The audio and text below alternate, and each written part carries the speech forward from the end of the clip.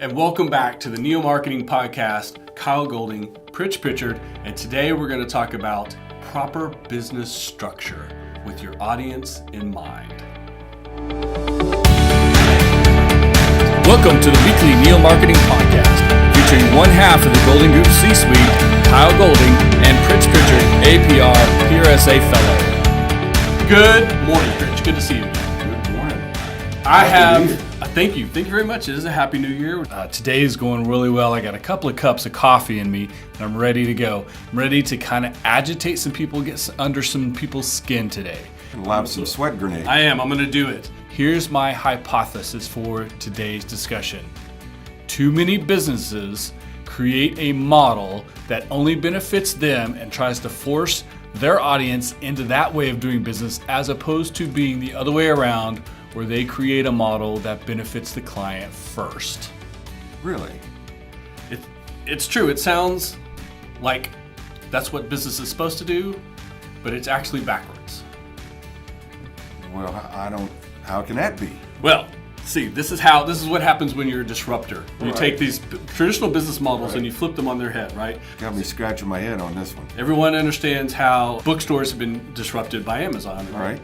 So every business has an opportunity to either build their business model to benefit them 100% or benefit their clients 100%. Is it an either or? Do they have to benefit themselves 100% or benefit the client 100%? Technically, it's a both. If you will structure yourself properly to benefit your client first, Okay. and then find the way to provide the product or service in the way that the clients are willing to pay for, at the price they're willing to pay for, and this is the most important part, at a profit margin, because every business has to make profit. Got to make some money. If you think of it in that formula, which is find what the customer or potential audience is looking for in the way they want it, provide it to them the way they want it, not the way I want to provide it, and find the business profit model out of that, that's a successful business model. Okay. I'm gonna ask you for some examples here in Okay. a moment, but I have a question Yes. about what you just said. Is it always technically there are times when you have to deliver it the way you want to deliver it because that's the only way you can. So there's want and can are two different things. Okay. Can is physical limitations, legal, etc. Right. Okay. So give us some examples. Who likes to pay extra at the cable company because you want HBO, so you got to buy the entire package? Right.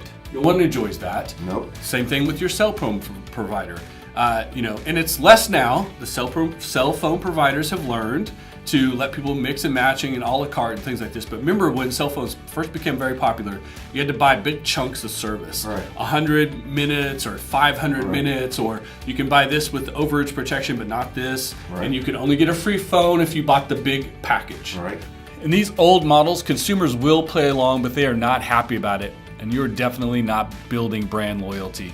And it's sort of I need this, so I have to do it. But if a competitor comes along and offers something just a little bit better, a little bit cheaper, a little bit more akin to what they're looking for, they're going to go with your competitor because you have not built brand loyalty, because you only structured for you and you didn't structure for them. So this is the difference between making short-term money and making long-term money. Right. So cell phone companies, insurance companies that make you buy a whole package of things that you don't need. If you are driving a Prius, you don't have to worry about race car insurance. Right.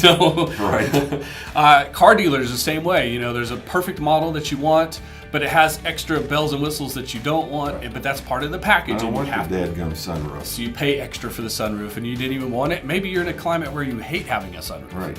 So these are things that people used to do.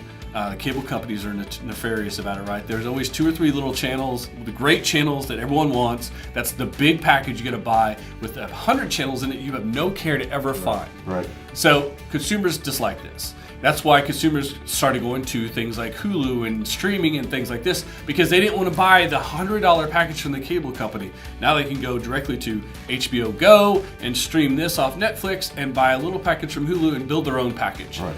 ESPN and stuff are all streaming now. So this is where they changed their model from we're going to force you to buy 100 channels at X number of dollars a month to the consumers buying and picking and choose what they want. The cable company could have headed that off 5 years ago by letting them do a la carte, but they wouldn't do it. Too many businesses I see out in the world nowadays are only building structure to benefit them. And if they were really truly developing audience, developing profiles, and trying to find niche audiences that they specialize in, they would then adapt their business model to make that audience happy, not the other way around. Forcing an audience to do something never builds brand loyalty. And the attitude has to be the other way around. The attitude has to be find an area, an audience that needs something, wants something in a specific way, provide it to them like that, whether it's a la carte cable channels or cell phone packages that you don't have to buy XYZ, or an insurance policy that you don't have to buy things that don't apply to you. Young people don't have the same issues that senior citizens do when it comes to insurance or medical things of that nature. Sure. Creating that package to say we can provide it this way if we do these things, and then charge this and find that profit. And again, you have to have profit in business, or your business is going to fail because you have ebb and flow in your sales cycles. Right. So if you have the mindset of asking the audience what they want, finding a way to provide to them instead of saying you will buy it the way we want it. Right. So you guys have to change your attitude about how things must be to make you happy in your day to day, and how things can be for your audience to build loyalty and to have a connection of what it is you do and how you provide it to the audience who are looking for just exactly that.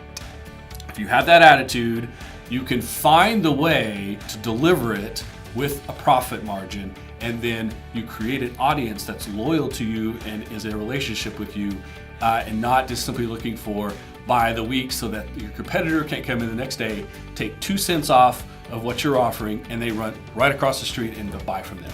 Well, and a lot of pressure now, particularly on publicly owned companies from the investors. They want to see that profit. Shareholder responsibility. People hide behind that a little bit too much. Yeah.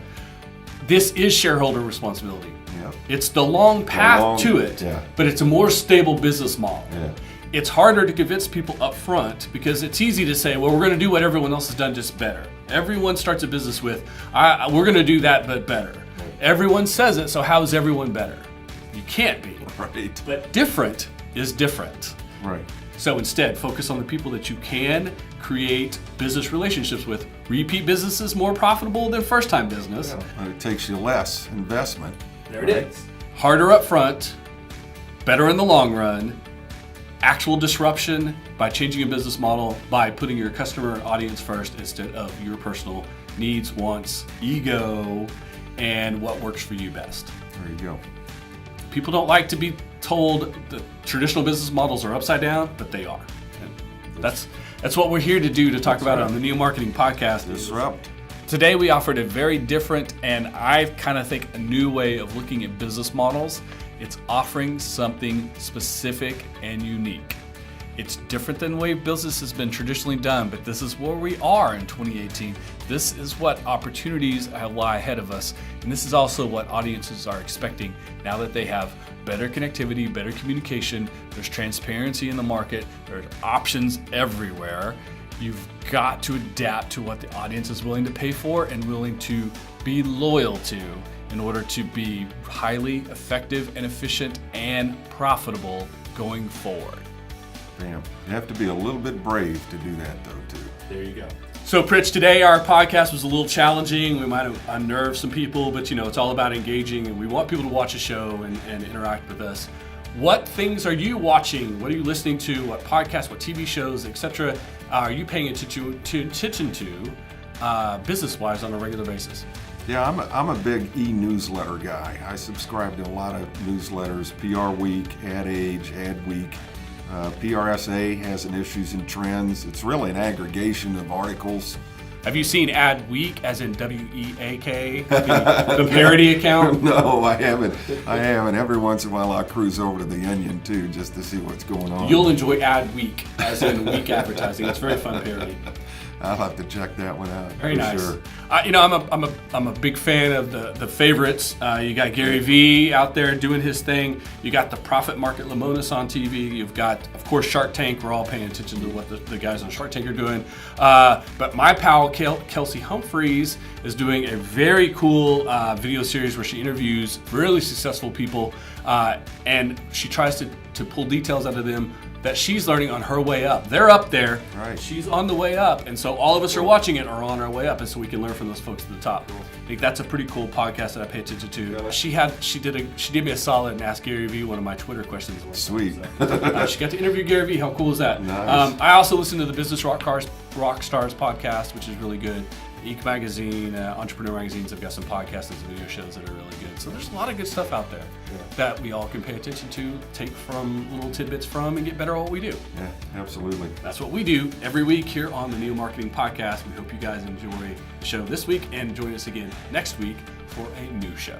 Until then, good luck. Ciao.